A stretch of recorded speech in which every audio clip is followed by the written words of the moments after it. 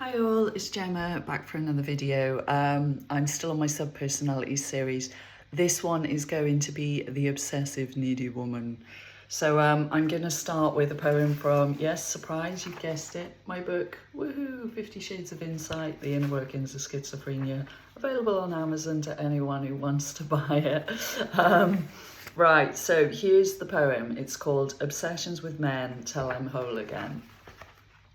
Latching on and trying to control, feeling the need for love to make me whole. Obsessing over different men, wondering when I'll see them again. All consuming, I've lost me. I've even surrendered my sanity. Constantly giving my power away, projecting, desperate and searching without.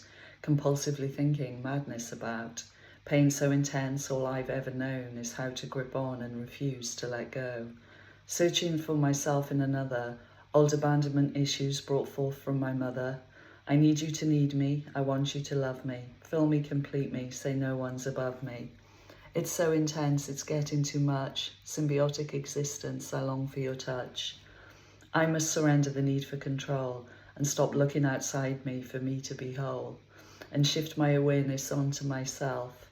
Find love from within through my higher self. And reignite my divine spark and the dormant fire that lies in my heart. Only God can fill a bottomless pit. Surrender, surrender, don't go on like this. But how to center my mind I know not, and to align my energy I've long since forgot. So I continue to obsessively see the image of men from inside of me, until I can learn to love myself. I'm confined to this hell and left on the shelf.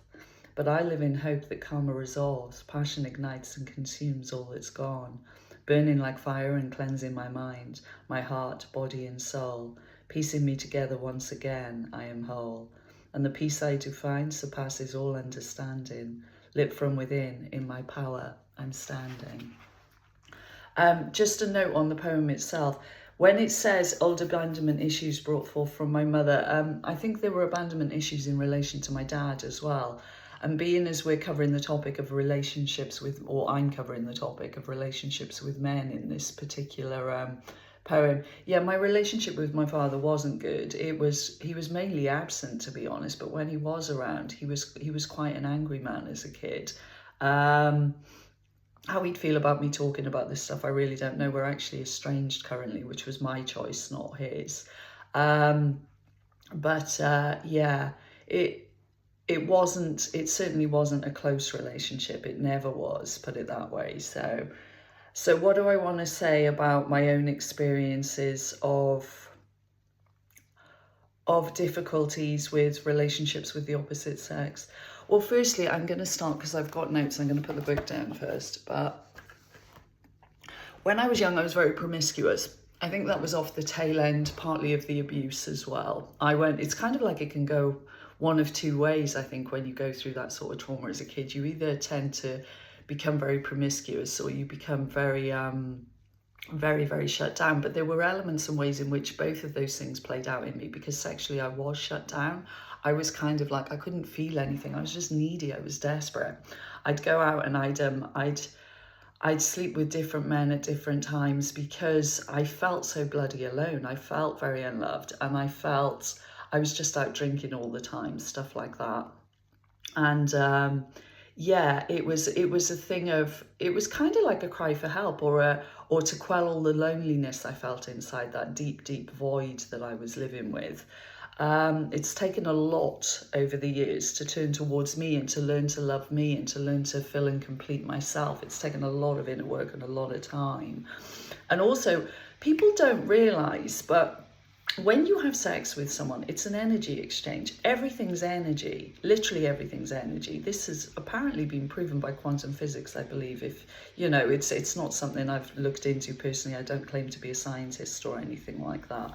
But we know everything's energy insofar as, like, our thoughts are energy, emotions are energy. They create a kinetic force, don't they? They have motion to them. They're not static, solid things, even down to the fact that apparently our bodies aren't solid like they appear to be. It's supposed to be, and correct me if I'm wrong, anyone out there, but it's supposed to be atoms, I believe, vibrating at a particular rate, lots of a dense rate, lots of different ones that come together to form what looks solid. But that's how our bodies are formed, and that's why our cells can regenerate as well, if you look at it that way, to my own understanding, as I say. But yeah, so it's funny, when I was younger, it was like there was no intimacy in what I was doing. That's not emotionally intimate, it's not even sexually intimate. It really was just a case of I didn't want to be on my own. I couldn't cope with everything on the inside. It was another form of escapism. And it took a lot over the years to clear the energy out of me. I did lots of different things, energy cleansing processes, some of them somatic, some of them like frequency based on YouTube and stuff. You can listen to different frequencies put on by different great companies of people that help with different ways of clearing energy from different parts of your system.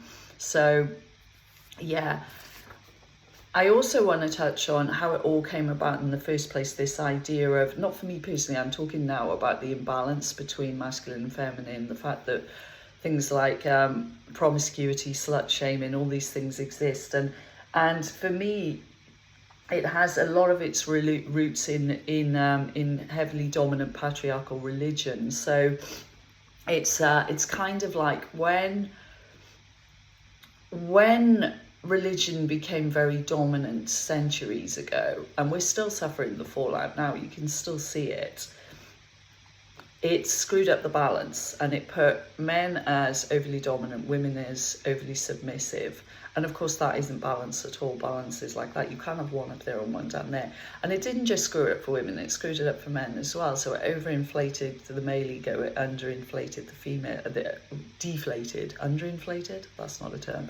It deflated the female one. So yeah, and it caused this separation between the sexes. It was kind of like, but because we all contain masculine and feminine energy within us, it was kind of like it didn't only separate us from each other and create this huge divide in the way we relate, but it messed us up on the inside as well, and messed up the way that we relate to ourselves. I'm not saying it was all, you know, maybe it wasn't all down to patriarchal religion, whether it was accident, whether it was design. I think probably elements of both, and it's too far back to ever quantifiably say now.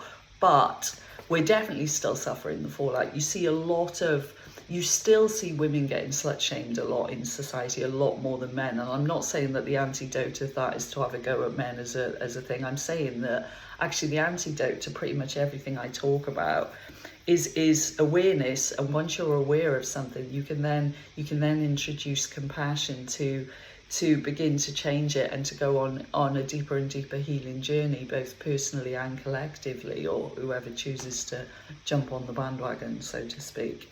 So yeah, and it's also like you see a lot of in dynamics between men and women. You see a lot of emotionally unavailable men with irrational women. It plays out a lot. It's kind of like the communication has been lost between the sexes as well, and in general across the board, the art of communication. And it plays out in many different ways, such as when you see, like I say, a man will go silent or just go off and won't discuss, and a woman will get more and more irrational and more irate as a result, because it obviously, she feels her needs aren't being met. He, for whatever reason, feels he needs to step away because his needs aren't being met.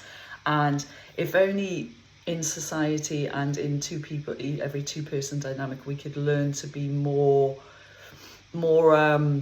communicative about our emotions and about our needs. And the only way to do that is to go within first and find out what works for you as an individual, to be clear on your own wants and needs first, so that you can set firm boundaries and you can say, does this work for me? But obviously the person that you're trying to communicate with has got to be willing to work with you as well. It's always got to be a halfway thing, is what I'm saying.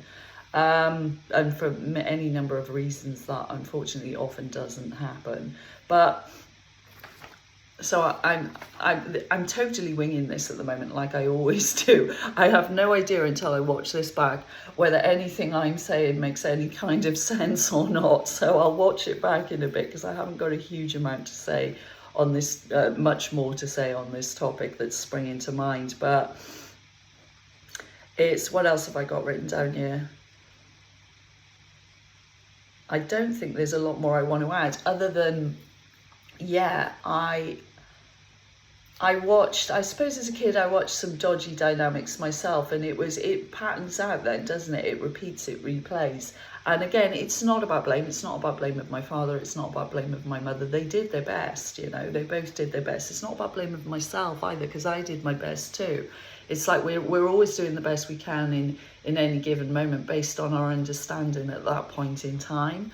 And I like that way of looking at things. That's a very, to anyone out there who knows who Louise Hay is with her affirmations, that's a very Louise Hay way of looking at things, where it's like, yeah, it's a very compassionate approach, and it makes a lot of sense. If we knew how to do something differently in that moment, we'd be doing it differently, but we learn as we go, don't we? So it's when we find more constructive ways that we begin to apply them. And you've got to, for me personally, I had to become very, very solution focused, very, to develop a very problem-solving brain to get to the stage where I'm at now. But I do remember being very consumed over the years by obsessions, and I had quite a few significant ones over the years. I think, well, two main ones really, but yeah, and it all tied in with spirituality with me as well. But I've reconciled so much within me now that it makes a lot more coherent sense to me, and I've come a long way. So pat on the back to me there. Well, hey, nice one, Gemma.